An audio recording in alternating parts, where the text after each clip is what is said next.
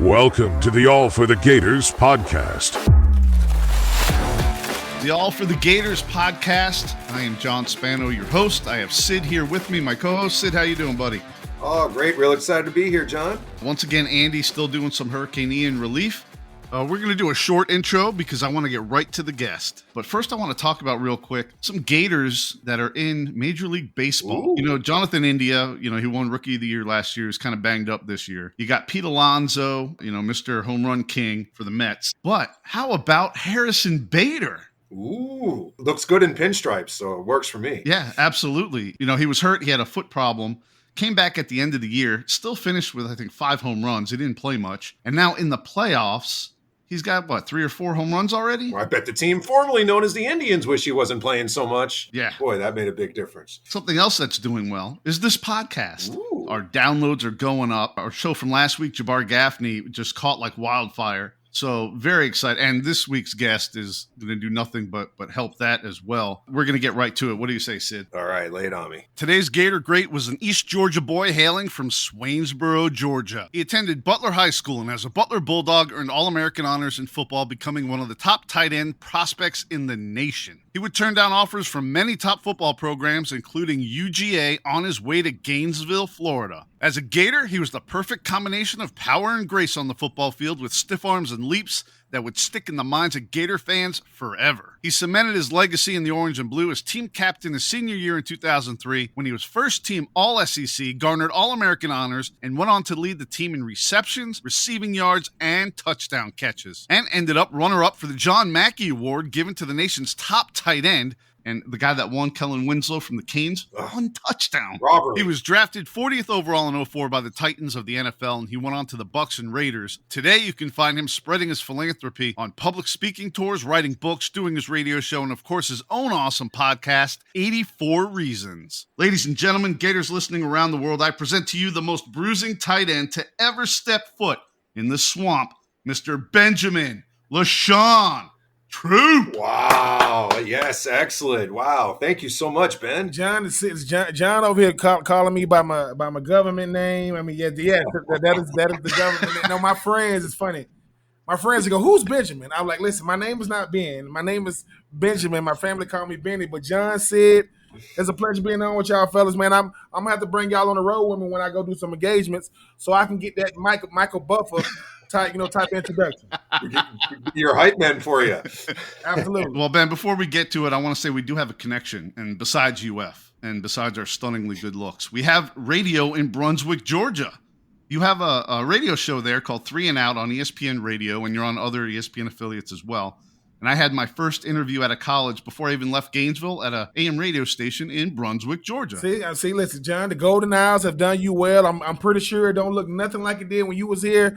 Now that I'm here, but yeah, I'm enjoying it. I'm a country boy. The only thing I knew about Brunswick was stew. I knew they made stew, and I get down here and they got these things called sand gnats. Sand gnats are spawns of the devil. You cannot kill them. You can swat them, and it's like the Rock as a mosquito. You can't kill them, man. I ain't never seen nothing like it is. But I'm enjoying it because being so close by the water, we get more of a Florida climate. Everybody throughout the state, man, it's 50 degrees. Where you are? We about 75, 80 with the breeze, but I'm enjoying the Golden Owls these days. All right, let's go back to Swainsboro for a minute. Now, in your book, Uncommon and Unfinished, you started by talking a lot about your small town and your close-knit Southern family. How do you feel those influenced you as a young boy? It was everything to me because when you from a place to where everybody knows everybody, I mean, you walking down the street, you know everybody, you know their mom, dad, grandparents, brothers, sisters. It was a town about family. It was a town about humble beginnings. I mean, dirt roads. I always tell people all the time, man, shade trees and sweet tea gonna be me for life because that's what I come from. And what I appreciated the most about Swainsboro was, man, it gave you a sense of belonging. I mean, it feels good when you walking somewhere and somebody say, "You John's son, you Cheryl's son, you Cora Bell's grandson." It's like you understood that your last name was everything. And I just enjoyed being a country boy, understanding that I didn't even know we was poor, man, growing up. I didn't know we was broke. I didn't, because the love that we had, my grandmother, my dad's mom, She had a house that had no indoor plumbing. She had no central heating air. She had a cast iron stove. We had an outhouse. We had a well. And we was really little house on the prairie in Swainsboro. And to me, it was about as normal got, because my other great grandmother, she lived in a 2-bedroom, 1-bath house with a tin roof. If you've ever slept in a house with a tin roof, if it's raining outside, it sounds like a hurricane on the inside. But what I appreciated was everybody knew everybody, but everybody had a genuine love for each other. Didn't matter color, didn't matter creed. I mean, we just really, really enjoyed it. So Swainsboro is near and dear to me because, like I said, I never thought that I would become what I did. I was just happy. Only thing I ever want to do was be a Swainsboro Tiger. When you a Swainsboro Tiger at the high school, you are a local celebrity. The whole town comes out on Friday nights. I mean, I didn't graduate high school in the borough, man, but hey, man, I always tell man, I'm from the borough where we keep it thorough, man. All day long. I want a Swainsboro finest. You don't got to like it, but yeah, man, Swainsboro is everything to me. Let's go back to your book for a minute, Uncommon and Unfinished. You can pick that up on Amazon. You talk a lot about your father and his issues when you were young and his incarcerations, and it seemed to have a big impact on the narrative of your life. How did watching his decisions influence yours? At first, it didn't influence me well because I was looking at it from the perspective of a young man. Because when you watching your hero disappoint you because you don't understand what he's doing. It's like, man, why can't I get your time? Why can't I get your energy? Why can't I get, that quality time that every young man wants from his father? And then as I got older, my mother finally told me, look, man, your father was on drugs. So first he was incarcerated, but at least I know where he was. I always tell people, if I had to pick between incarceration and drugs, I'm going to pick incarceration because at least I know where my pop's at. I can go visit him whenever I want to go visit him. I can go see him whenever I want to go see him. But my father told me something, man, that resonates with me now. He said, son, it takes being something to understand it. He knew that when I was a young man, I'm looking at a grown man who just happens to be my dad. I didn't understand him. And then when I became a grown man, I could understand him better. Doesn't mean I liked it. Doesn't mean I agreed with it. But I understood that while I was my father's child, I was not his decision. I'm talking about the things he was doing out there. It shaped me bad because no matter what, man, I mean, and I know I'm speaking for more than just me and the kid out there, man, don't want your parents to be proud of you. Definitely your pops. I didn't know how he felt about me. Yes, I know he knew who I was because of what I'm doing, but at the same time, I didn't want the attention because of what I was doing. I wanted the attention because I came from him. And it was a dark time in my life because I couldn't understand it. I mean, Nas is one of my favorite rappers, man. He said in one of his songs, he says, people feel what they can't understand, hate what they can't conquer. Guess it's just a theory of man, became a monster. That is so true. I feared it because I couldn't understand it, and I became something else because I couldn't get clarity on it. But I wouldn't change any of it because me and my father's lives was parallels. He was a local celebrity. I was a, quote, real celebrity, if you look at it like that. He lived a very lonely existence because it wasn't a lot of him. I lived a very lonely existence because it wasn't a lot of people like me. And who do you turn to when ain't too many people like you? And the people who are like you, they don't want to have heart to heart. So my dad's situation really challenged me. It really confused me, but I appreciate the fact that he never threw in the towel. He never gave up. He never gave in. He bent. He didn't break. And now, man, I mean, he's out there doing incredible things. But to say that I didn't hate him at one point, I did. Because I hated what he became and what it did to me and his relationship because I can't get those years back. But, hey, man, I forgave him for it. We had a talk one time. We just ride in the car. I ain't say nothing to him. He just told me how he felt about me, how much he loved me. But like I said, man, my pops is, he wanted to be, one of the best, greatest man I'm ever know. But at the same time, his struggles helped me identify and really come to terms with my own struggles because I saw that he had to make a decision and want to do better. And he's helped me right now in my present life now. But to say that it wasn't a dark time in my life, because everybody always asks, where you dad at? Where you dad at? Where you dad at? Where you dad at? It was always that. Hey, man, I became a professional excuse maker because I couldn't tell him my pops was on drugs. I couldn't do that, but that's what he was doing. And hey, man, he's been clean a long time now. But when you're trying to figure out, I think the darkest part in my mom's life was having to tell me and my brother and my sister that y'all dad ain't coming home because one day came to 2 days, 2 days became 3, 3 became 4, 4 became a week became a month, and then he just left. I think the hardest day in her life was having to tell me and my brother, my sister that your dad's on drugs. And to this day, I'm still in shell shock, even when I mutter those words. At what point you said, you had the car ride with him and he told you he loved you and everything. At what point did your relationship start to change where maybe you didn't dislike him so much and you started to understand he had struggles? Right then. Because the thing is, I know it was sincere. I'm just in the car with him. I didn't know it was going to be the talk. We just driving around. And he said, son, I just want to tell you. And he probably spoke for about 30 minutes, man, just letting me know. And to me, because I wasn't listening to him from a certain prism, I wasn't listening to him from a certain perspective, I really heard him. And how old were you at that point? I was probably 30, 31. This was more recent. Okay. Yeah. This is recent. And the thing was, I'm a firm believer, man. It's not what you say to people, man. It's that you say it to them. I needed to hear it. I needed to hear it bad. So my dad, listen, I am my father 24 years younger, no matter what I do. So he knows me better than I know me. He can see my mannerisms. He can see my demeanor, but he saw I wasn't being me. And he knows, hey man, well, that's me. So whatever I'm doing, he's saying, well, what would I say to me at that age? You just happen to be my son. And he told me, and I let it all go right then. It's almost like it never happened. I felt ashamed for how I felt about him. It was warranted. Yes, a lot of people would empathize with how I was speaking, how I was feeling about him, but I took a part of him and made it all of him. And I would never do that again. But that talk is the reason, man, fellas. John said, there's no way I could have did this interview if my dad don't give me that talk. Ain't no books. Ain't none of that. Ain't no books. Ain't no speaking. Ain't no nonprofits. All that stuff got birthed after that. Huh. Wow. And like I say, man, my dad gave me life, and he essentially he saved it because he gave me in that car that day. I'm forever indebted to him, man, because I didn't have to prompt him.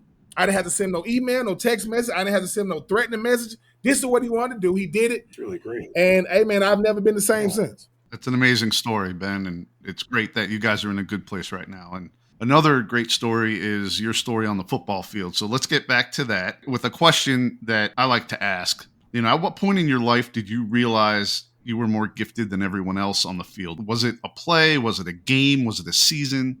It was probably recruiting for me because I ain't never experienced nothing like recruiting, man. I mean, I ain't never played. I was a tight end. I wasn't a quarterback. I wasn't an outside linebacker, DN. I wasn't no cornerback. This is about the best analogy I can give. It was like being a beautiful woman in a room full of thirsty men. It was crazy, man. It was because, listen, just imagine, I'm 17 years old, man. 16, 17 years old, getting wined and dined. What's the nicest dinner you got when you were being recruited? Oh, my God. This is the thing, right? This is the thing.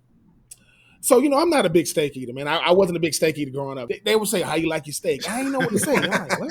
Like, how would I like it? I want it cooked. I don't want it, but the thing was, right? So I'm looking at my coaches. I go, I want it like you. I want it like you want yours, right? So the guy comes like, he brings out the steak on the skillet and he like puts it in front of him like this. I'm like, I guess.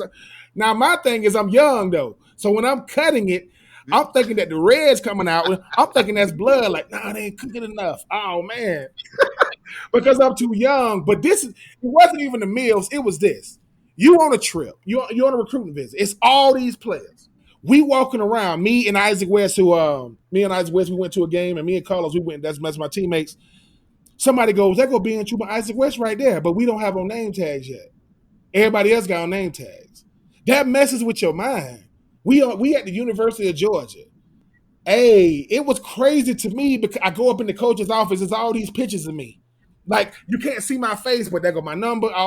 Ben Troupe catches the game with a touchdown pass. Oh, he's going to be an All-American. Oh, and I'm looking around like, what? Swainsboro native. It's like, I said, they went through all this stuff. I'm walking down the hallway. They got pictures of me in the hallway. I walk in the locker room. There go my locker. I'm like, what is this, some Matrix like Morpheus type crazy? It's crazy. I'm trying to decipher it. But then when I'm shaking people's hands, they squeezing my hands, really looking at me. Like that's them saying, that's that nonverbal, bro, you know how bad we really want you? But I'm young and naive. And when I'm at South Carolina and I'm underneath the stadium talking to Lou Holtz, I got to tell him I'm not coming to South Carolina. But I had to talk to him across from the freaking table, and it was I've never experienced anything like it, because when I'm telling other players, hey man, how did your steak taste? He like, what steak? They give you no steak. You got the Nah. VIP treatment. They probably got Or, McDonald's. You're getting steak. or it's like, hey man, that was crazy. All that gear they gave us, man, in the hotel room. What gear?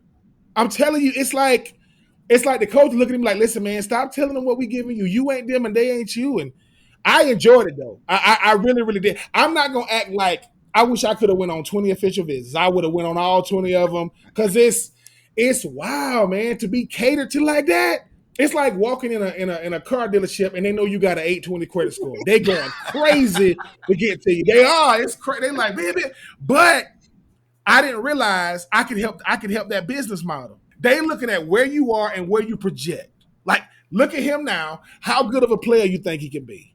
And I didn't understand that then. But hey, man, I didn't pick Florida over Georgia. I picked Florida because it was one of my options. Like I'm not going wrong anywhere I went. But like I said, looking back on it, man, I felt like Vince Young, or like a Trevor Lawrence. I felt like a 5-star quarterback that's finna run the spread. They was treating me like, I said, dude, I just play tight end, man. They said, nah, being you special, you gifted. And I like, you know what, I am special. I started believing that dumb stuff, man. Going back to school, my coach was like, you better get your behind in there and lifting weights, man. But it was the recruiting process to me. It made me feel like I was important. It made me feel like a priority. When you got Jim Dunning, Lou Holtz, Tommy Bowden, Steve Spurrier. These are the people coming to your house back to back to back to back. Like I said, I wouldn't want to go through it again, and I definitely wouldn't want to be recruiting in 2022, because these coaches got your cell phones now. Good Lord, I don't even want to know what these players be dealing with. So you played in the prestigious Florida-Georgia All-Star game, catching the game-clinching 2-point conversion that sealed the deal for Team Georgia from David Green. Can you tell us a little bit about that game for some of our listeners who aren't too familiar with the history of that outside of the Florida-Georgia area? The Florida-Georgia game used to be the most prestigious All-Star game for those two bordering states. And I didn't know the history of it. I didn't know about, Derrick Brooks and Deion Sanders and Warren Sapp and all these great players and that came through the game.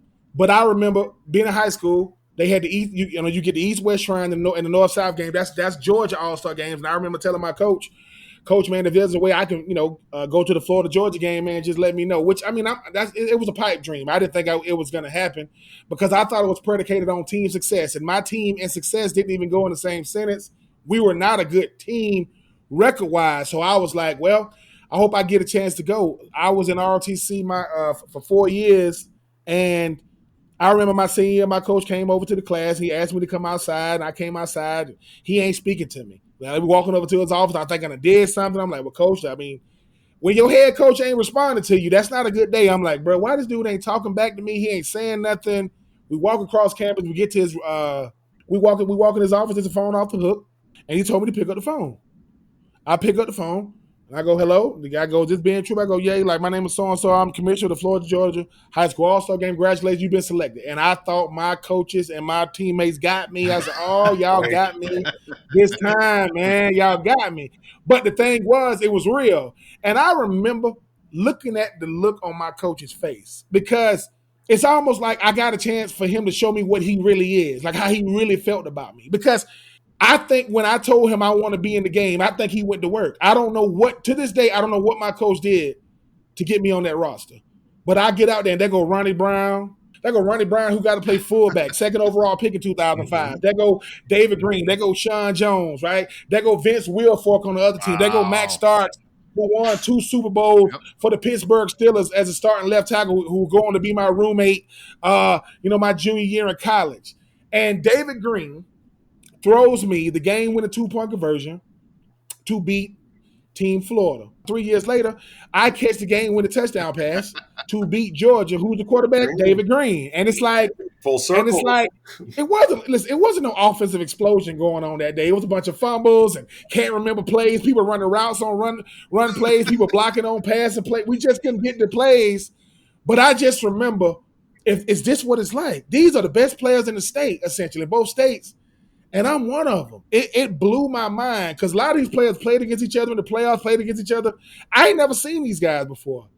I was just so humbled to be there, man. All right, you're recruited by Spurrier. You come to UF. You call Spurrier a rock star and say he has swagger before that was even a thing. But let's fast forward because you don't play much your freshman and sophomore year. After your sophomore year, you guys kill Maryland in the Orange Bowl. You drop 56 on them, and Spurrier resigns 2 days later. Now, Ron Zook comes in. And in your book, you talk about your relationship with Ron Zook and how it didn't really start off so well, but he ended up teaching you a lot of life lessons. Can you talk about your relationship with Zook? He goes, you're the type of player that can get me an extension, and you're also the type of player that can get me fired. You are. So I'm not going to let you be the weak link. You know, even like Shands Hospital and going and like my service work got birthed at Florida, and then like I said, my junior year I had, I went to my Shands visit, and then they put my name back on the list, and I told Zook, hey man, they messed up. I already went. He said, you already went well. I already went to Shands. They messed it up. Ooh, I shouldn't have said that. He went crazy. He went crazy on me because he said, all you ever want to be is a football player. You just like, catching passes and being a crowd pleaser. He said, too much is given, much is required. That's a part of your requirements. He said, if you ever thought that you were requested, I don't know what you said or did the last time you went, but they asked for you the second time. And they don't ask for nobody.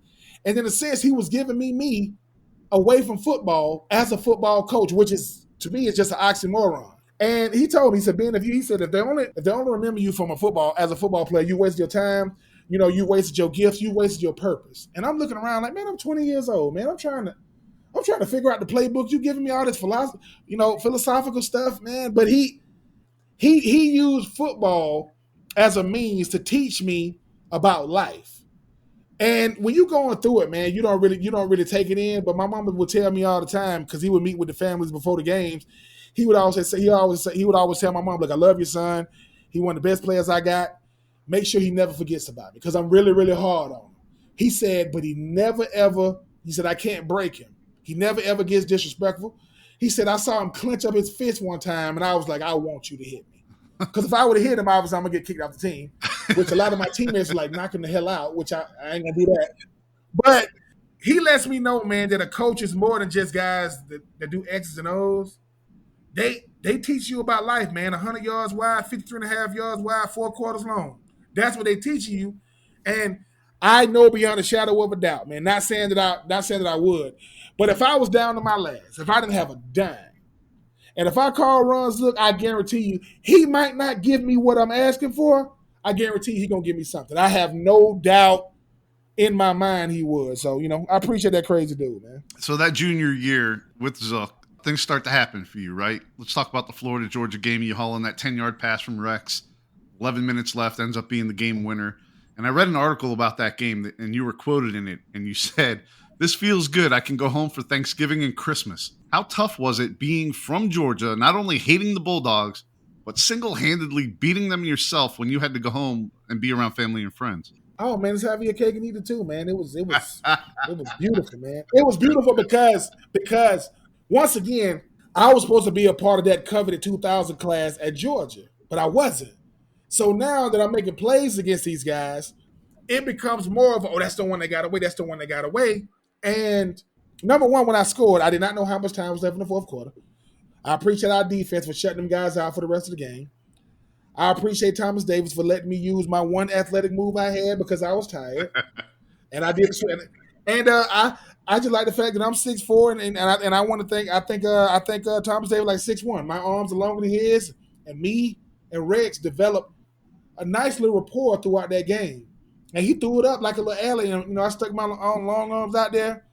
And even though I caught the ball, there's a picture of me the next day in the Gainesville Sun. I'm holding the ball, but you see 3 gloves on. You see mine, both mine, and Thomas Davis still found a way to get his hand in there. He tried to pull it out, and it's like I'm looking at the camera, and the title of it said "Like Old Times." And the thing is, I look back on that. Number one, I think it's one of the only Florida-Georgia games played at night, and it lives on forever. I did not know how many Georgia fans was in my family. I did not know how many Georgia fans lived around where we live. I can't. It's the fans more than the players, man. It ain't the players. These fans, they bark at each other. It's just crazy. So I didn't. This is the thing. This is how naive I am. When the lady coming up to me, after the game, asking me questions, I'm like, "What you asking?" She's like, "Ben, you catch the game winner." I'm like, "What?" So I'm trying to take in what she said. I caught the game winner. So I just said the thing about the Thanksgiving and and the Christmas, and it was great, man. It was great. Taylor Jacobs, him and Rex Grossman had a nice report going on that year, and he hurt his ankle or foot or something in the first quarter. So that means they had to throw the ball around. So myself, Carlos Perez, Kelvin Kite, Aaron Walker, I think Rex set the record for most completions in the Florida Georgia game that day. It was a back and forth affair.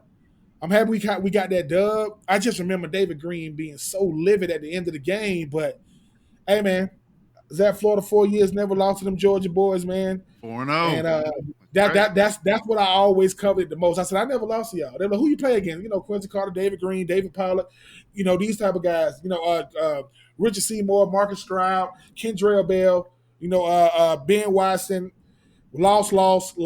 So you put him out. Boss Bailey, the brother of Champ Bailey, yeah, all those boys. So it was great because it's trash talking bragging rights for life, like for life. And no matter what Georgia does, I don't care what they do. They're gonna be a little brother to me for life. I say I can only control when I was out there. They never beat us, man. So go back to 2000, 2003. And make sure you got your Kleenex because there's going to be a lot of disappointment going on. They know what it is. I mean, appreciate them Georgia boys, man. But, hey, man, I appreciate them dubs. Never lost to them Georgia boys. That's a badge, man. That's a badge to wear. And for fans, just like, when we got to talk to Tennessee fans and they bring up Peyton Manning, he never beat us. So that's a badge to wear. Of course it is. I mean, Peyton Manning got his own room. He got his own room, at Tennessee because he was, number one overall pick and all this other type of stuff. I said, Peyton Manning ain't better than Danny Warfel. Peyton Manning ain't better than Shane Matthews. Peyton Manning wasn't better than Rex Grossman. They're like, yeah, he was. I go, no, he wasn't. I said, but it's the thing, right? How can you be better than Danny when you never beat Danny? How can you be better than you ain't never beat Florida before? So the reason why Peyton Manning go back to Florida Tennessee games now because he want to see a win because he never saw one. Like I just want to see it happen. Love Peyton Manning, man. Hey, another vivid story from your book is when you were in Publix, and this was after your junior year, and you talk about seeing a national college football publication, but you didn't have the money to buy it, and you were on the cover, and you were thinking to yourself, man, I only caught 15 balls that year, and you couldn't really comprehend how you could be so prominent, and be on the cover of a magazine. You're sitting in a grocery store looking at it. The attention you were garnering. It was mind blowing because number one, I'm not a big magazine guy, so I wasn't a big magazine guy. And I'm in that shopping and listen, and whatever I'm getting, it's not amounting to more than $7-8. I was good with that tax back then. I ain't getting much. I'm getting something, and I look over, and how like you look and you just glance at something, and I look. I said, wait. So I walk over. It's myself. It's Kellen Winslow, and it's Greg Jones. Greg Jones, he was a beast. Greg Jones, man. I mean, Greg Jones, the biggest arms outside of Michael Pittman you ever gonna see, like a freaking weightlifter at a freaking running back, man. And it's like I'm like, okay, well, Kellen Winslow is coming off an All-American season. Greg Jones is coming off, 1,000-yard season in Florida State, but they got me bigger than both of those. Like they like kind of like under me, and I'm just standing there. And to this day, I don't know how long I stood there. I could have stood there a minute. I could have stood there an hour. I'm just looking like nobody asked me about this. Nobody told me about this. Nobody called my phone. Nobody asked me, what kind of picture you want to. They just do it. And like the fall preview and all this stuff. So it's a guy. To this day, still don't know who this guy is. He goes, "Hey Ben, man, you want a couple of them?" Of course. Yeah, he didn't say, "Hey, are you Ben? Hey, is that you? Hey, you want a couple of them?" Yeah. And the thing was, I get, I think he got me like 3 or 4. He got a whole bunch of them, man. I remember walking out the store. I forgot. I didn't even get my little bag. Like, whatever little food I got, I left the bag in there. And the thing was, with hot pockets in there. I remember I saw Rex Grossman not too long after that. I think it was around the spring or something. Rex just went first round to Chicago. He comes up to me. He said, "You ready to be the poster boy?" I'm like, "What? You ready to be the poster boy?" It's almost like, because what I didn't realize about Rex was Rex had a Heisman Trophy campaign. This dude was a Heisman Trophy, so he understand who's going to be the next up. He should have won that Heisman. He should have, man. Eric Price, man, get out of here, man, with that nonsense. Yeah, but I just look back on it, and it kind of goes back to my getting recruited. In my mind, man, yeah, I can play the game, man. I don't really look at myself as this or that, man. Put me out there with him, man, and watch me do what I do. But that means that my name was being talked about in rooms that I wasn't privy to. They saying, who we going to put on the front cover? The three biggest brands in the state. Let's put Ben, Troupe, Kelly. So 2 tight ends and a running back. Who we going to make the biggest? Put the guy from Florida there. He had 15 catches. Yeah, but we can kind of see what he's going towards. And to this day, man, it's so humbling because my teammates, like, they walking in the locker room with, look who's on. Oh, I'm sorry, who's on the front cover? And I'm like, hey, I'm just happy that at the end of the day, I was raised the way I was, that I wasn't no arrogant, jerk, man. That this look at me mentality. It was humbling, but it was also kind of like, am I ready for this? Because as long as ain't nobody really talking about you, you can kind of go out there and you can exceed expectations because ain't no real expectation. But when you on the freaking front cover and you like, and I'm pretty sure they sold this thing all the way. Well, the fact they got to do for Miami, this thing is all over the state. If they got a guy from Miami on the front, so I'm in the Panhandle, I'm in North Central Florida, and so, hey man, I'm glad I was able to handle it because Ron Zook told us to not read the newspaper.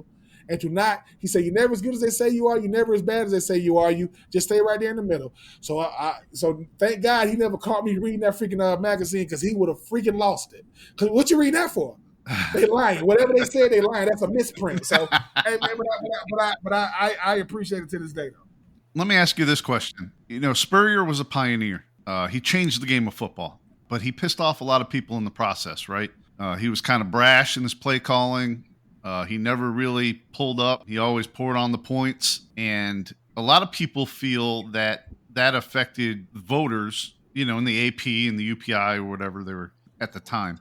Do you think that had an effect on the voting for the Mackey, on the voting for the Heisman, leaving that bad taste in people's mouths that aren't Gator fans? It could have. I mean, I used to think when I used to hear stuff like that, I'm like, nah, man, they ain't doing all that. But when you start looking at it, he's gonna win the Heisman. Make no mistake about it. But there was guaranteed there was no way that Tim Tebow was not gonna win the Heisman when he came up for it the first time because of what happened to Rex. Like, dude, we can't keep doing this. To these Florida quarterbacks. When it was Rex, he was a sophomore, right? Exactly. The unspoken rule: sophomores couldn't win Heisman. And then the golden child, Tim Tebow, comes through, and they just switch it up, right? Because there's no way it was undeniable. And obviously, I'm talking about him as a football player, not not what he did as a person. Aaron Hernandez came behind me. He won the John Mackey, right? He was undeniable. You couldn't keep him from winning. Then you get a Kyle Pitts. And I'll never understand the Florida bias, man. I really don't get it. Like, I just don't understand it. Rex Grossman averaged 300 yards passing in the SEC when it wasn't a spread wide open offense like it is now. What else can he do? What else you want him? I averaged 300. That's what I'm getting, win or lose. I'll never understand it, but it's still a badge of honor for me because, look, man, I tell people all the time, man. Kellen Winslow Jr., his daddy was a Hall of Famer, for them Chargers. Dan Fowler, them. You know what I'm saying? He was Kellen Winslow Jr. I'm being Troupe, the first. His daddy was a Hall of Famer. My daddy was in jail. Give it to him. Because I think what it is I didn't need it. I would have taken it, but I didn't need it, man. I didn't know who John Mackey was until I'm coming up for the award. Like, John Mackey, who's that tight end, right? That's yeah. Like, because I wasn't a football historian, but once again, here come Ron Zook giving me that perspective. He goes, when the Heisman vote, when the John Mackey Award voting came out, I was first. Chris Wilson was second from Pitt, and then it was Kellen Winslow. He said, if it comes out when it's supposed to come out, you're gonna win it. If they delay it, he's gonna win it, and they delayed it, and he won it. It's almost like he knew I didn't care, man. Like, I think Ron Zook really appreciate the fact that I ain't kidding about no accolades, man. I ain't kidding about no glitz, no glamour. I'll take it, man, but that ain't never been my identity, man. Superman is Clark Kent all the time. I don't got to put, I keep the glasses on all day. This is me. But Ron Zook don't like it when his players get stuff taken from him when they've earned it. Now, behind the scenes, he was dirt cussing these voters, man. He ain't like it because it can make you feel like your efforts ain't good enough. It can make you feel like, oh, dude, you got to be. I said, okay. Well, at the end of the day, he had 60 catches. I had 39 catches. I had more yards than him. I had more touchdowns than him. I averaged more yards a catch than him. But he's Kellen Winslow Jr. Cool. Name recognition. But go ahead and switch it. If I had his numbers and he had mine, they would have still gave it to him. So if I had 60 and one touchdown, he had 39. So I couldn't win it, but I got to college, man, not even caring about no list, no all SECs, no all Americans. So to the end of my college career with all that stuff, man, I say, man, I appreciate my teammates, but hey, man, shout out to Kellen Winslow. I think I should have won it. And if I can't win it, give it to Chris Wilson. And I got to meet both of them at the combine. And when I first met Chris Wilson, he had this pissed off look on his face, like I should have won. I said, yeah, you probably should have.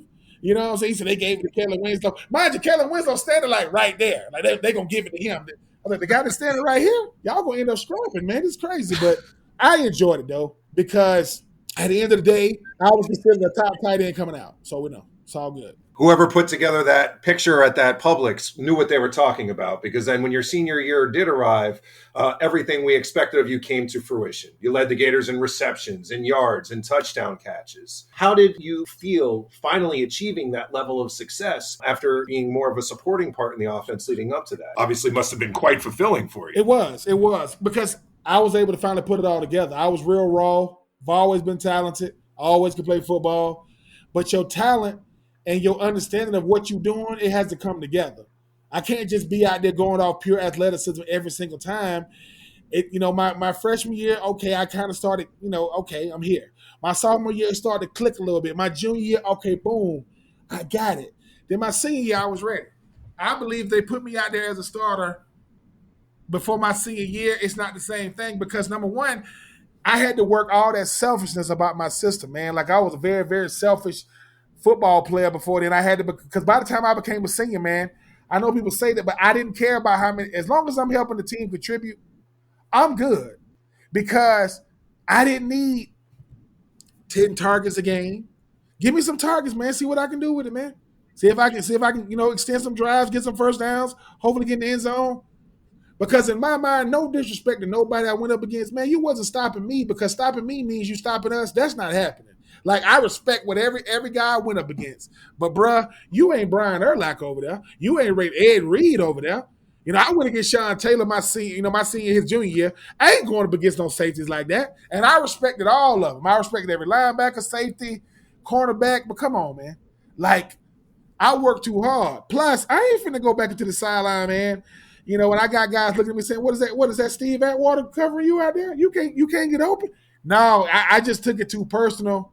I took it serious enough to where, I didn't want to let my team or my teammates down. So the numbers spoke for themselves, because that's me making just taking full advantage of the opportunities that Coach Zook told me. He brought me to his office going into my senior. He said, I will not tell the media one more time while I'm not throwing the ball to you. Get out. You want your opportunity? You got it. And, hey, man, and he told me, protect 12, protect Chris Lee. And that's what I did. Protect him, man. He 18 years old, you're 21 years old. He's wide-eyed, I protected him. And he knew it, too. He said, Troupe, man, I trust you more than I trust them. I believe you better than them. So if I even see an 8 or a 4, I'm throwing it to you. And he was dead serious. That boy would put it in the air at any given time. But that's the trust we had. So, yeah, I was able to do it, man. And like I said, every time I think about it, man, it don't even seem real. Because that's forever, right? I was like, dude, I just enjoy playing football, man. I enjoy getting hit. I enjoy hitting people. I enjoy getting off the ground. I enjoy talking trash. I enjoyed it all, fellas, because my senior year was my funnest team, not because of what I did individually, but because I got voted as a captain. And hey, man, my mama seemed to love the fact when the whole crowd go Troupe, man. She think that, she got a kick out of it. So I was able to make that. I was able to please my mother, who told me when I first got to college that when I play football, I play a little timid. To this day, that pisses me off when I hear that. But I was able to meet her expectations, I guess. So you have that gigantic senior year, all SEC, all American, and now comes the NFL draft. You go in the second round, 40th overall in 2004 to the Tennessee Titans. Where were you when you got that call, and what was that feeling like? I mean, I'm sure you anticipated it. It was the greatest, most nerve-wracking day of my life, because that's the Eli Manning draft. That's the Eli Manning telling the San Diego Chargers, I ain't playing for y'all. Oh yeah, not playing for y'all. Not doing it. Swap. But my agent, the great Joel Segal, he told me sometime during the draft process, you will not go before 20. and you will not go lower than 40. Now, mind you, I'm like, man, what you talking, man? You crazy, bro. I'm going first round. I don't want to hear none of that. I'm 21 years old. I think I'm ready. I said, come on, man. You told me you only represent the top prospects. He said, you are going to be a top prospect, but I'm telling you, you ain't going lower than 40. You ain't going earlier than 20. 32nd pick, 2004 NFL draft. Paul Tagliabue steps to the freaking thing. He said, with the 32nd pick in the 2004 NFL draft, the New England Patriots select tight end Benjamin. What? I said, I'm about to go to, he said, Benjamin Watson, tight end out of Georgia. I said, I hate you, B. Watt. I hate the fact that we play the same position, got the same first name. And at that point, I'm thinking I'm a failure because I didn't go first round, right? I'm like, I ain't go first round. I'm in a room. I'm in my father's one of my father's friends' houses. I got a house like on the lake. And, well, ain't no lake. It's more like a pond. Ain't no lakes in Swainsboro. But man, I was so mad because I ain't go first round. You got that Mel Kiper big board. I said, man, get me off that big board, man. I've been on the big board for 2 hours, man. They ain't called me yet. But then the 39th pick was the Jacksonville Jaguars. And I think it was Darryl Smith, linebacker out of Georgia Tech. And I remember my phone ring. You hear that dun-dun-dun-dun, dun-dun-dun-dun. You hear it, right? And my phone rings, 615 area code. I go, hello? He goes, it's being Troupe. I go, yeah. He's like, Jeff Fisher, head coach of the Tennessee Titans. You ready to be a Titan? I'm like, yes, sir. He listen, that's all he said. He get a phone to somebody else. They getting my information because I got to get on the plane tomorrow. And it's happening so fast because what people don't realize is they'll call you before the pick comes out. Like, I know a lot of times when they'll show the pick, they show the person, they've already done the pick. So I walk out, so all the cameras, I got every major news network from Augusta down there in Swainsboro. Shout out to my homeboy, my teammate Isaac West, him and his sister Maya, man, they drove. This is back when your phone would roam. You had to pay them roaming charges, man. They found it, no navigation. Sure. And I remember walking out the room after I got drafted. My family know I got drafted. They all in there. I'm in the room, just me, cell phone, and the cameras. I walk out, and I say, your boy about to be a Titan, but they still saying Jaguars, so they don't know what I'm talking about. So then it pops up. 40th overall pick, Ben Troupe, and my family lost it, man. They was going crazy. And looking back at that moment, man, I realized when you draft me, you drafted my whole family. You drafted all of us because this is a dream come true because, whether I'm your son, brother, grandson, nephew, cousin, teammate, friend, it happened. I was a top 40 pick in the draft. A boy that grew up dirt roads, walking with no shoes on, drinking water out of a creek, eating red clay. I just got drafted 40th overall. So what I do, I go straight to Statesboro. I go to Statesboro, Georgia, to the fakest mall you ever seen. It ain't even a real mall. It ain't a real mall. I had to get something to wear. No suit. I got some slacks, and I got like the little long sleeve shirt that got like the little collar on it with the little buttons on it, trying to look all sedated. I don't know. To this day, I don't know what. I got some glasses that ain't even prescription. To this day, I don't know why I did that. Because I had to get on the plane tomorrow. And I remember being in Atlanta, getting ready to go to Nashville, and the freaking pilot said, man, we got the Tennessee Titans #1 draft pick, Ben Troupe on the plane. Mind you, we got people on the plane in the military. They clapping for me. They let me get out the plane first. Wow. Heroes welcome. It was crazy, man. It was crazy. And I remember doing my preliminary press conference, man, my introductory press conference. And the first person I met when I walked in the building, Baptist Sports Park, was Aaron Kinney. I'm 88, tight end, Florida. He treated me like a little brother, man. Never, ever treated me. I think about that, man. I'm your competition. Listen, man, you got on a white polo and a hat, some shorts, some shorts and some flip-flops, and you giving me your card telling me, hey, man, whatever you need from me. And to me, shoot, if I don't go to Tennessee, if I go somewhere like New York, New England, or Green, I don't make it. Because what am I going to do? I'm a country boy, man, that never had to leave the South. Grew up in Georgia, college in Florida, drafted by Tennessee. The only thing messed me up was that freaking Central Time, man. I said, what? I get to the plane, I said, ma'am, could you come in for a second? I said, it says my flight leaves at 1. It says I get there at 1. Yeah. What are you talking about? My flight can't leave at 1 and get there at 1. And this lady's looking at me like, they say his flight leaving 1. He's like, yeah, that's what. I said, sir, so you telling me time don't move in the air between Atlanta and Nashville? It literally took me like a year and a half, 2 years to realize we're an hour behind. I'm like, what? So, but listen, Jeff Fisher, Floyd Reese, may he rest in peace.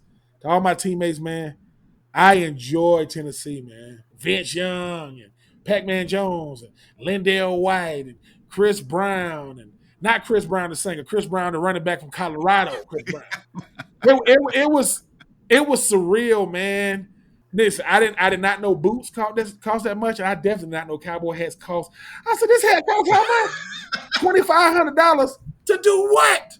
No, I said, is that why Kenny Chesney always? Yeah, because that hat probably cost $10,000. I'll wear it to take a shower in it. Jesus Christ! But I enjoyed it, fellas. I really do. And in 2019, being in the media, I got to come back to Nashville and work the draft. So, hey, man, I enjoyed Nashville, man. I really did. Listen, I caught a touchdown pass from freaking Steve McNair, man. Pretty awesome. Steve McNair. That's pretty awesome. Steve McNair, man, he rest in peace, man. Yep. We used to call him Mac 9. Mac was that dude, country boy, Mississippi, drove a Dodge Ram, Tough, used to drink moonshine. That dude, man, I miss Mac so much, man, because the hardest thing you have to learn in the National Football League is getting drafted makes you a pro, but that don't mean you're a professional yet. You have to learn how to be a professional. And those guys, they taught me the ropes, man. They taught me that, hey, man, every time you mess up, we mess up. Every time you drop a pass, we drop a pass. Every time you don't make a play, we don't make a play. You got to think about us, everything you do. Because when you go to the playoffs and they give you $18,000 for the divisional round or for the wild card, what? Ain't nobody tell me this. So, it was great, man, because I didn't do it for the Pro Bowls and the All Pros and the Super. I would have loved to have gone to the Super Bowl, but I was a young man in Nashville, Tennessee, and living out the dream, driving down the street. What kind of car is rookie Ben Troupe driving around? I am driving a 2004 Yukon GMC, not a Denali, Yukon GMC. It's like Titan Blue. Is it all tricked out? Oh my God! It's like Titan Blue. I got 26-inch Gator rims on my truck. There you they go. look like they got the Gator scales on them. I had the all black leather seats. I had Beat Troop in the headrest. I had 4 TVs in it. I had a flip down screen. I had 4 15s in the back. I was country as hell. God, I was whoop. But I loved it, man. I remember watching the special with Chris Rock. He said, we got all the TVs going in the car and we can't even see the TV. That was me. I can't see the TV. I used to play stuff and let all the windows down. But, hey, man, I was a young man, trying to get that young man out of my system, man. But you went to the playoffs where you were in Nashville. How does that compare to going to a bowl game for a postseason experience? Aside from the playoff share, obviously, I'm sure it's nice to get paid. Yeah, the playoffs is everything you would hope for. It's everything you would imagine. We played Chargers, LaDainian Tomlinson, Sean Merriman, Phillip Rivers. We almost beat them. Man, you look on the sideline, man, they go Sylvester Stallone, they go Arnold Schwarzenegger. That's all. I mean, all these celebrities, right? And you see the flyover. I mean, everybody's watching one game. I've never done that much media in 1 week in my life. I mean, every major media market around the world is in Nashville. And the crazy part about it was I got knocked out. I had a concussion the week before. I don't even remember the last game to go to the playoffs because I got knocked out. Here I am getting interviewed for the playoffs. And, hey, man, I was able to catch some passes in the game, and we almost beat them. It was a very, very close. Our defense played incredibly well. But, when you got 2-1, LaDainian Tomlinson, you ain't finna hold that dude All-time great. No. It was an exclamation point on 4 years. That was my 4th year in the league, and I remember we went from 4-12 my rookie year to 5-11. My second year, I think we went 8-8. My third year and my 4th year, we went 10-6, made the playoffs. We got better every year. And I know guys that never made the playoffs. I know guys in the NFL never played on Monday night. I played on Monday night against Drew Brees. Played on Monday night in Green Bay. I played on Christmas Day of my rookie year against Denver. Now, they beat the hell out of us, but I jumped over freaking Champ Bailey right before halftime. So I got some great memories in the league, man. I caught a touchdown pass against Brian Dawkins. I got a touchdown pass against Troy Polamalu. You know what I'm saying? I got some great memories, man. Like I said, man, sharing the field with some of these players, man. I mean, I played with Kevin Mawai. Kevin Mawai is a freaking Hall of Fame. Sure is. You know what I'm saying? So Nashville was everything, man. I'm so happy I got drafted by that city. I really, really am. So you had some decent years there in Tennessee. Why'd they trade you to the Bucks? They actually didn't trade me. Actually, that's what a lot of people thought I got traded. It's I signed a 4-year deal, so I played 4 years there, and they didn't re-sign me after my 4th year. And I went to the Bucks, and I got a chance to meet John Gruden, old Chucky himself, man. Good Lord, that dude. What you see on TV with the sound bites and saying all this, you're like my wife in space. That's how he really is. Like he's a character, but that's really him. Like the stuff he says and does and loving to call plays. And I mean, let me tell y'all something, man. The West Coast offense, it's like going to medical school, man. This terminology is crazy. You're gonna hear Hurricane New York, Hurricane New York, Hurricane. That's a Hurricane New York. What is a hurricane? Natural disaster. What does a natural disaster mean? You cannot stop it. So we're gonna run. It's gonna be a 3-by-1. You're gonna have the two guys on the inside gonna block down. The third guy gonna come around. We run a double crack sweep. You cannot stop it. Then, we Braves fans in the South, so we don't like Yankees. So anytime we call like Derek Jeter, Mariano Rivera, Alex Rodriguez, those are dummy calls. So that means we don't got to play. This is just a dummy call. Or if Jeff Garcia is rubbing the top of his head, that means his hair is slick. That's a play. You got to see him. I played with Warwick Dunn and Derek Brooks and Rondy Barber, Chris Hovan. It was crazy to me, but I got it. I picked it up. And then after 2 games, they cut me. After the first 2 games, Ben, you got to go. Whoop. So that's when the business of the league started. I got cut after the second game. The only reason why I know I got cut is because my brother called me and told me, "Hey man, they just cut you." No, they didn't just cut me, man. I played the Falcons on Sunday. I just watched the film yesterday. Today is my off day. My brother said, "Well, you off. You got fired on your day off." I said, "What?" And then I went back home and saw the ESPN bottom line. Sure and believe NFL being true released by the Bucks. Well, you had some injuries. Yeah. I had a plantar fasciitis and a heel bruise, but Mark Dominic, who was a scout when I got there, who became the GM the next year, called me and told me, "Hey man, we appreciate everything you've done. I already had the Falcons call about you. I already have the Raiders call about you. I got cut on Tuesday. I flew out to Atlanta on Wednesday. I spent the night there. I worked out on Thursday. They didn't sign me. I got back on the plane. I flew to Oakland, California on Thursday. I woke up on Friday. I tried out Friday morning. I was signed by Friday. I worked out at like 9 o'clock. They signed me by 10 o'clock. I took a shower. I was on the plane by 11 o'clock, headed to Buffalo. That was my week. And Al Davis gave me a thumbs up, and Lane Kiffin was the head coach. Oakland was a reality TV show. It was crazy out there. But, hey, man, I was able to go out. That's the first time I ever spent time in the West Coast, away from my family, away from everybody. And, that's when I started realizing that football might be coming to an end for me. I knew I could still play, but from the injuries to, not really playing for teams that I really want to play on. I wanted to play for the Bucks and not want to play for Oakland. I mean, I'll take the money. But I did enjoy it. I got to meet Al Davis, man. Al Davis wore a all-white. Just win, baby. Yeah, he wore an all-white Raiders jumpsuit every freaking day. Every day. And no one said a word to him because he was the man. Just like nobody says anything to his son about his son's haircut, right?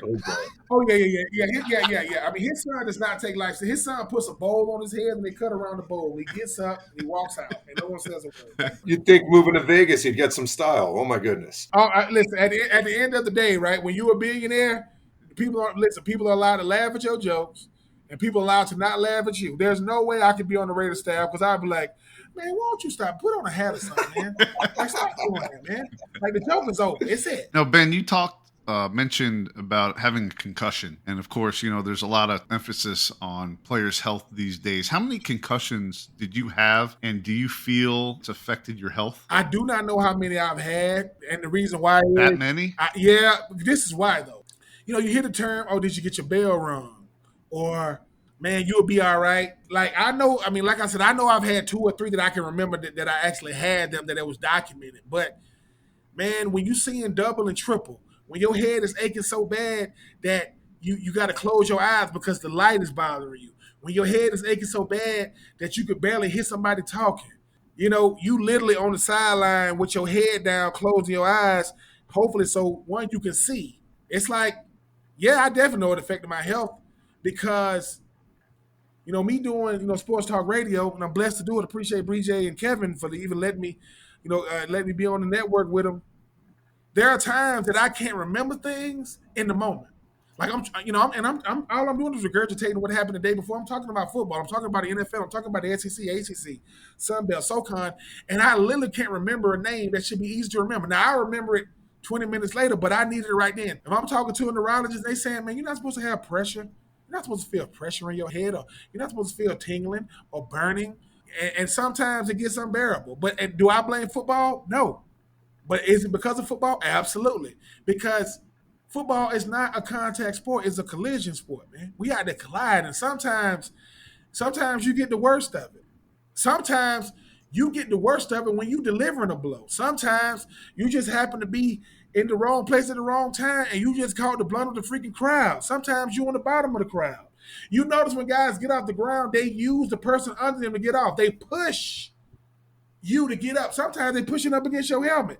Sometimes what defenders do when they tackle you, they try to tackle you and squeeze your arms together so you can't brace when you hit the ground. That's by design. What do you think of Tua and I the way he was laying there with his fingers distorted? I think that Tua needs to do something else, and this is why. The thing about concussions, man, it becomes one of those things where once you start getting them, you keep getting them because you're a quarterback. Tua's not the biggest dude. I ain't never seen nobody's fingers like that on the ground with all the concussions I've ever seen. And what really hurt Tua was they let him play the first that he got concussion 2 weeks in a row. He shouldn't have been in the game the 2 weeks prior. And the thing is, the NFL is not a matter of if, it's a matter of when. When they catch you. I mean, RG3 career came to a halt because he got caught by Haloti Nada. A dude that big caught a dude that fast and quick and freaking athletic. So the reason why I say Tua needs to do something else is because, sometimes, man, concussions are like being boxers, man. You will punch away. You will hit away to where you ain't – because Tua didn't move. Tua just sat there on the ground, and he didn't move until they got him off the field. Usually when a guy goes off the field, he gives you the thumbs up. He didn't move. I know he's real young. I don't know if he have a wife and kids yet, but he's going to have those things one day. He wants to have the best quality of life he could give himself. I would say Tua needs to walk away. Don't let pride and ego cause you to be in a situation where, man, you a vegetable the rest of your life. I don't want that to happen to him or nobody else, man. But when his head bounced off the ground, his whole body went limp. So I would advise him to, one, stop listening to them doctors in Miami. Get you your own personal doctor. Get you always a second or third opinion. And get you as much money as you can, man, left on your contract and get up out of there, man, because I don't see it ending well for him. Let's lighten it up a little bit. What's up with Gesicki's gritty? I would say this. Gesicki, I love you. It's the longest gritty. It's a 50-yard gritty. Like, he'll start from one end of the end zone. And this is what I think happened with it. He told his wife or his girlfriend or his family he going to do it. And he showed it to them. They said, please don't do that. I'm going to do it. Don't do that. You know what? We need to stop calling it the gritty. It's something else. That is not Justin Jefferson. That is not Jamar Chase. That is listen. I love the fact that that's how powerful culture is. But y'all know, just like I know, Gesicki, you need to do something else, man. That ain't it. And he can't wait to do it. And he does it for like 10 minutes. He'll do it in the end zone. He'll do it on the sideline. Across the field. Because in his mind, you know who I blame? I blame Travis Kelce. Because Travis Kelce can dance, right? Travis Kelce can dance, and Gesicki can't. And Gesicki goes, if I get in the end zone, I'm doing the gritty. No, Gesicki, they're not going to. Gesicki think he's going to be on the Madden game. He think they're going to put that nonsense on it. And if they do, they better make it just as bad as it is in real life, right? I mean, look, I said Gesicki. If it's in the game, it's in the game. Well, yeah, I said Gesicki. When you look at Justin Jefferson, what about what he's doing you think you're doing? Look, we're doing the same thing. No, we're not. Look. Like, y'all not doing it. I know you putting it up to your eyes and you doing it. What if the first person ever seen the gritty seen you doing it? And then they're going to be doing it like you. That's not how it looks, man. That's not the gritty. God forbid he ended up with like 10, 11 touchdowns. We're going to have to see that many more times, right? I don't think we have to worry about that. That's coming from a Jets fan. That's why he's saying that. All right, it's time for 5 for 5, a little game we play. I'm going to name 5 players, past or present. You give me the one word that comes to your mind when I say their name. All right. You ready? Yeah. Keon Zipperer. Underrated. Jordan Reed. Wow. Remember, he fumbled. Yeah. Georgia. Jordan Reed. Don't forget that. Jordan Reed. You still hold that against him after all these years? Yeah, hold on. Jordan, I do. Jordan Reed, misunderstood. Kyle Pitts. Unicorn. Aaron Hernandez. The GOAT tight end. Just the GOAT tight end in Florida. Just wow. I went like I said, I'm talking about and the reason why I call him that is Kyle Pitts. Look, man, listen. Tony Gonzalez, Shannon Sharp, and Gronk had a baby, and his name is Kyle Pitts. That dude, that's crazy. But the thing about Aaron Hernandez is, how do you stand out on an offense like that? All those guys, and he still stood out. He did. He still was the one. Like, we get so caught up in Bradley, Coop and all them guys, and Nelson, all those guys. And, hey, man, throw it to Chico. Throw it to 8-1. Watch what he do. Chico was nasty good. Like, the greatest duo you will ever see at the tight end position was freaking Chico and Gronk. Oh, yeah. What? He was very, very, very shifty. Now, make no mistake about it, man.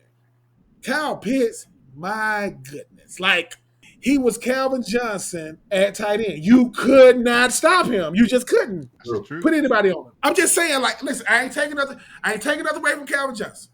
But Kyle Pitts had 200 yards, 225 yards receiving and 4 touchdowns in the first game of the year. 225, 4 touchdowns. Yeah, that's his first game. What? I'm happy he wore the 8-4. I love the fact he went to Florida. He reminds me of you. No, he don't. We played the same position and wore the same number. That's it. All right, one more. Number 5, Aaron Kinney. And I know you talked about him earlier, but best all-around tight end ever come through Florida. Like, all around, EK, man. Virginia boy. You know what I'm saying? I think he was a second, third round pick. But yeah, EK was the best all around because let's call it what it is, man. We want to make plays in the passing game because we want people to cheer. And we were a liability in the run game. Just hoping we don't get just bottled up. Not EK, he balling, dude. He was like that when I was with the Titans.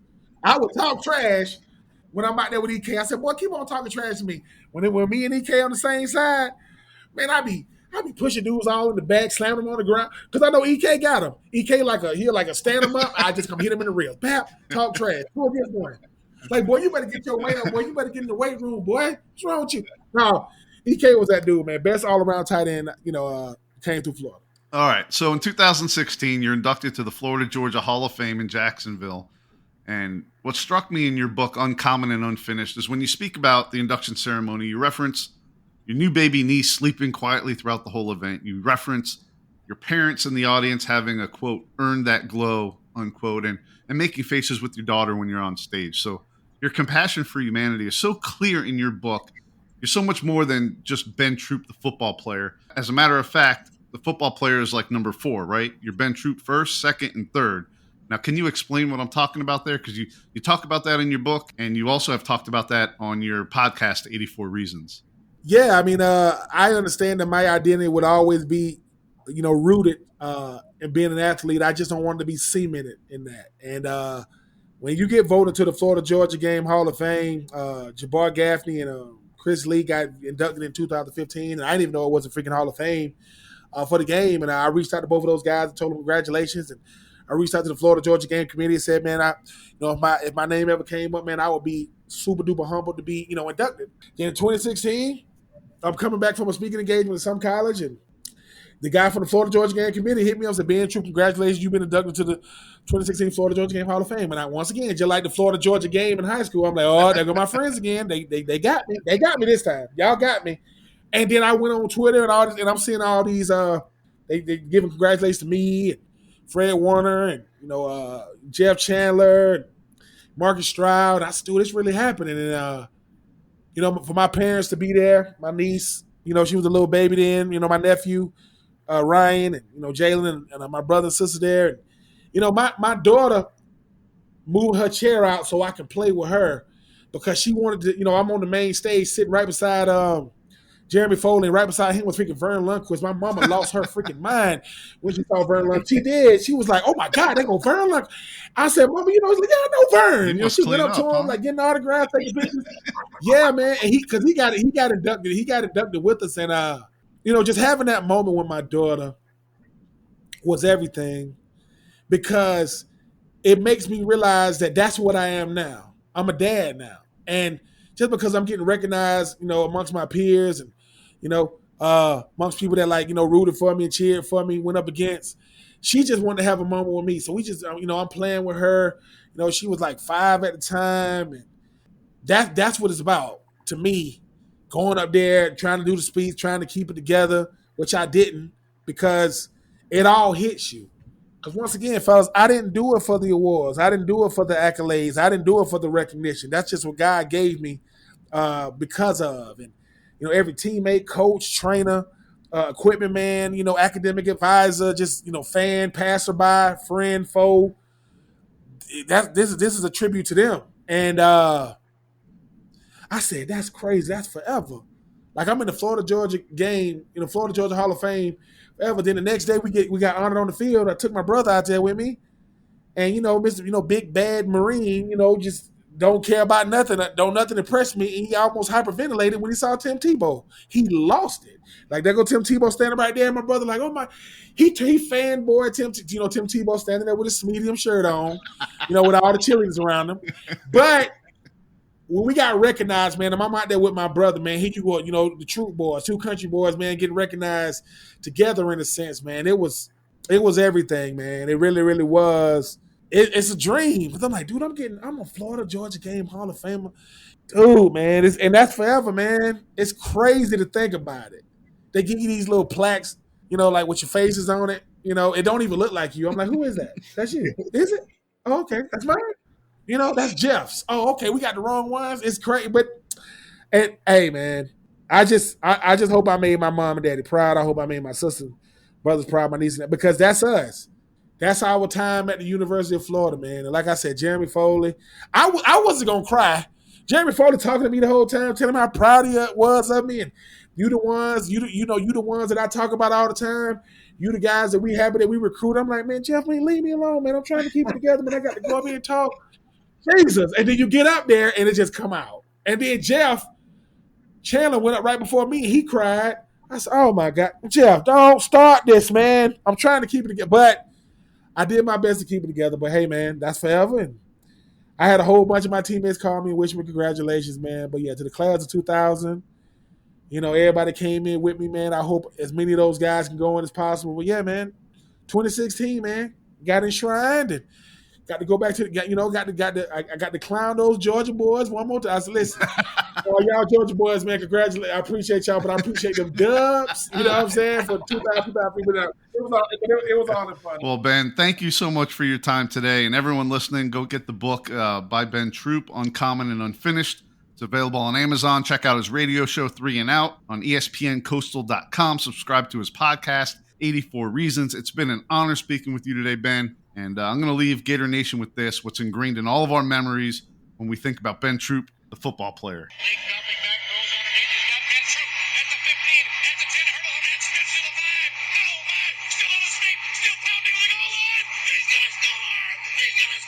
Oh, my. Thank you, Ben. And thank you for all you do to help people as well. Keep doing it. And thank you for taking time for us. Oh, Ben, thank you. Appreciate it, fellas. Appreciate you for having me. Such good stories. Such a good guy. Wow, Ben Troupe, Florida Gator legend. Awesome. Yeah, there's a lot of athletes that, achieve success. And, there are many that probably don't deserve that much success, right? Ben Troupe is one of those guys that deserved everything that he got through his success. Is that fair to say? Absolutely. A great guy, very humble, very proud of. You could hear the pride in how he talked about how it made him feel so good to like take his family with him when he was drafted and how he represented his hometown and clearly how that shaped him and was clearly such an important part of his life. He was so generous with his time, such great stories. Even bigger fan now than I was before talking to him. Great guy. Well, let me tell you this, and his 84 Reasons podcast is spectacular because he was a student athlete. He was a pro athlete, and he has all these, University of Florida athletes on, and he's talking to them on their level. That's something we can't do. No. We can get their stories. We can ask them and prod them, but we can't talk to them on their level. And that's what he does in his podcast, 84 Reasons. You really got to listen to that because if you enjoy his stories, just imagine him interviewing other people. Absolutely. Yes. So all our friends out there, when you're done listening to our show, go check out Ben's. It's a good listen. If you're following us on social media, and you should, we're most active on Twitter now. Facebook's barely active. Not many people are active on Facebook. Instagram, a little more. But Twitter, we're really growing really fast. And what we're doing is we're doing a lot of giveaways.